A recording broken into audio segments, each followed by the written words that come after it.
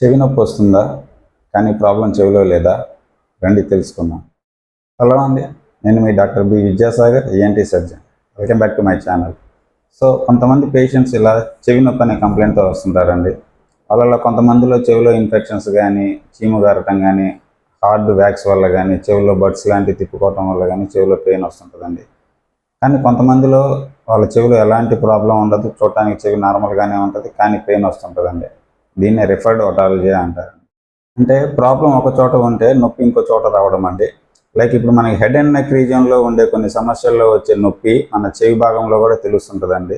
For example, ఇప్పుడు మనకి జలుబు బాగా చేసినప్పుడు వచ్చే సైనస్ హెడేక్ అంటారు. ఆ హెడేక్ కూడా చెవిలో నొప్పిలా తెలుస్తుంటుంది. కొంతమందికి పంటి సమస్యలు కానీ, చిగురు సమస్యలు కానీ ఉండి అక్కడ వచ్చే నొప్పి కూడా మనకి చెవిలో తెలుస్తుంటుంది. అలాగే కొంతమందికి టీఎం జాయింట్ ఆర్థరైటిస్ అంటే దవడ జాయింట్కి సంబంధించి సమస్యల్లో కూడా వచ్చే నొప్పి మన చెవిలో తెలుస్తుంటుంది. అలాగే కొన్ని రకాల హెర్పిస్ జోస్టర్ అనే వైరస్ ఇన్ఫెక్షన్స్లో కూడా కొంత చెవిలో నొప్పి తెలుస్తుంటుంది. కొంతమందిలో ఓరోఫెరెంజల్ క్యాన్సర్స్ అంటారండి, వాటిలో కూడా చెవిలో నొప్పి తెలుస్తుంటుంది.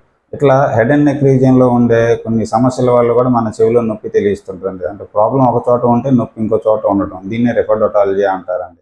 అలాగే కొంతమందిలో నార్మల్ హెడేక్స్లో కానీ, మైగ్రేన్ హెడేక్స్లో కానీ, సర్వైకల్ స్పాండిలైటిస్ ఇలాంటి కండిషన్స్లో కూడా చెవిలో నొప్పి అనేది వస్తుంటుందండి. సో ఈ రిఫర్డ్ పెయిన్ అనేది ఎందుకు వస్తుందంటే, మన ఈ హెడ్ అండ్ నెక్లో ఉండే ఈ భాగాలన్నిటికీ వచ్చే సెన్సరీ నర్వ్స్ కానీ, వాటి బ్రాంచెస్ కానీ వీటన్నిటి కామన్గా షేర్ అవుతుంటాయండి. సో ఒక చోట వచ్చే పెయిన్ ఈ నర్వ్స్ ద్వారా ఇంకో చోట రేడియేట్ అవుతుంటుంది. అందుకే దీన్ని రిఫర్డ్ పెయిన్ అంటారు. సో ఈ ప్రాబ్లమ్స్ ఇలా ముఖ్యంగా ఈ చెవి నొప్పి ఇలా వస్తున్నప్పుడు మీరు సొంత ట్రీట్మెంట్ అనేది తీసుకోకుండా మీరు దగ్గరలో ఉన్న ఏంటి డాక్టర్ని కన్సల్ట్ అయితే వాళ్ళు ప్రాబ్లం చెవిలో ఉందా, లేదంటే వేరే చోట ఏదైనా ప్రాబ్లం ఉందా అనేది వాళ్ళు అసెస్ చేసుకుని దానికి సంబంధించి ట్రీట్మెంట్ ఇస్తే ఈ ప్రాబ్లం అనేది సాల్వ్ అవుతుంది. Thank you.